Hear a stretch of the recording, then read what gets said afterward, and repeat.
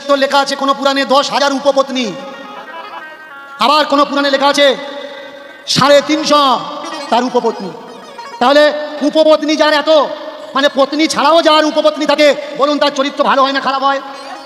তার চরিত্র নিশ্চয়ই ভালো নয়। তাহলে তার চরিত্র কেমন ছিল? সে যাকে সামনে পেত তাকে।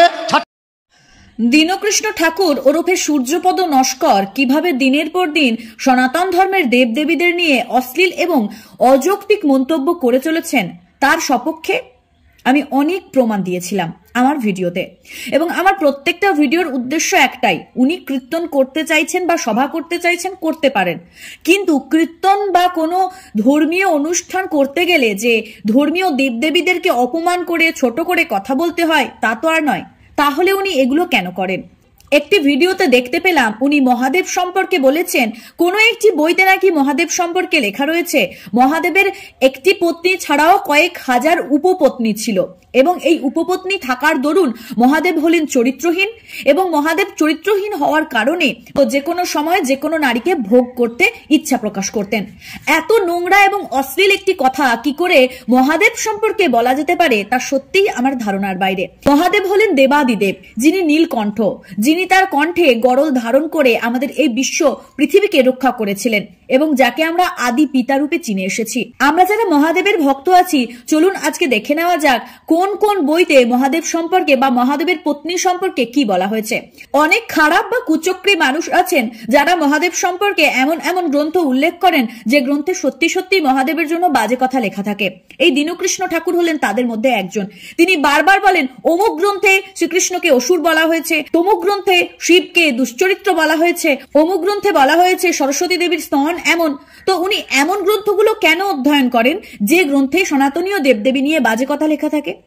আমরা তো সকলেই জানি যে সনাতন ধর্ম ছাড়া অন্য ধর্মের মানুষেরা সনাতন ধর্ম নিয়ে বাজে কথা লিখবেন, সেটাই স্বাভাবিক, কিন্তু আমরা সেই সমস্ত বই পঠন পাঠন করব কেন?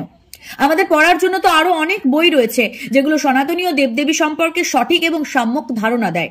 তাহলে সেই সমস্ত বইগুলো পাঠ না করে দীনকৃষ্ণ ঠাকুরের মতন কিছু বাজে স্বভাবের মানুষ কেন এই ধরনের বইগুলো পাঠ করেন যে বইতে শিব সম্পর্কে এমন কথা লেখা রয়েছে?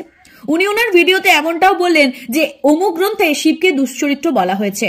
তাহলে সেই গ্রন্থ আমি এড়িয়ে চলবো, কারণ আমরা সকলেই জানি আমাদের সনাতন ধর্মে শুধুমাত্র গীতা, রামায়ণ, মহাভারত, স্মৃতিশ্রুতি, মনুসংহিতা এই সমস্ত গ্রন্থগুলোকে অধ্যয়ন করার সম্মতি দিয়েছে।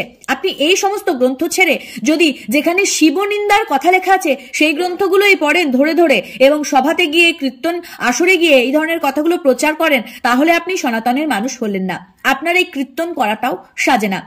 আমি শিবপুরাণের একটি অধ্যায়ের একটি পৃষ্ঠা তুলে দিয়ে আপনাদেরকে দেখানোর চেষ্টা করব যে এখানে স্পষ্টভাবেই লেখা আছে হিমালয় কন্যা পার্বতী হলেন মহাদেবের একমাত্র অর্ধাঙ্গিনী, এবং শিবের যেহেতু 108টা রূপ রয়েছে, অর্থাৎ 108টা নাম রয়েছে, পার্বতীরও একইভাবে 108টা রূপ বা 108টা নাম রয়েছে, এবং প্রত্যেকটা রূপের সাথে প্রত্যেকটা রূপের মিলন ঘটেছে। সেই ক্ষেত্রে কখনোই বলা চলে না যে শিবের 60,000 পত্নী ছিল বা এত হাজার অমুক উপপত্নী ছিল। উপপত্নী শব্দটি শিবের সম্পর্কে ব্যবহার করাটা যথেষ্ট অযৌক্তিক। এই উপপত্নী শব্দটা মহাদেবের সম্পর্কে কখনোই যায় না। যদি জোর করে কেউ মহাদেবকে চরিত্রহীন বা অন্যরকম কলুষিত বাক্য দিয়ে আঘাত করতে চান, তাদের উদ্দেশ্যে একটাই প্রতিবাদ আমরা করতে চাই যে আপনারা যদি সত্যিকারের কীর্তনিয়া হয়ে থাকেন তবে ভালো কিছু প্রচার করুন। এইভাবে নোংরামি প্রচার করে, অশ্লীলতা প্রচার করে কখনোই কীর্তনিয়া হওয়া যায় না। আশা করি আমি সকলকে বোঝাতে সক্ষম হয়েছি। মহাদেবের একজনই পত্নী ছিলেন, যে পত্নীর নাম হচ্ছে পার্বতী, এবং পার্বতীর 108 রূপের সঙ্গে মহাদেবের 108 রূপের একটি সংযোগ আছে। কিন্তু কখনোই মহাদেব সম্পর্কে এরকম বাজে মন্তব্য করা সমীচীন নয় বলেই আমি মনে করি। আজকের ভিডিওটি আপনাদের কেমন লেগেছে জানাতে ভুলবেন না। ভিডিওটি যাদের যাদের ভালো লেগেছে অবশ্যই ভিডিওটিকে শেয়ার করুন, এবং সকলের উদ্দেশ্যে জানানোর জন্য এই পেজটিকে ফলো করে রাখুন, যাতে আগামী দিনে আমি আরো ভিডিও আপনাদের সকলের সামনে তুলে ধরতে পারি এবং সেই সমস্ত ভিডিওগুলো আপনারাই প্রচার করে জনসমক্ষে আনতে পারেন। ধন্যবাদ। জয় শ্রীকৃষ্ণ। রাধে রাধে।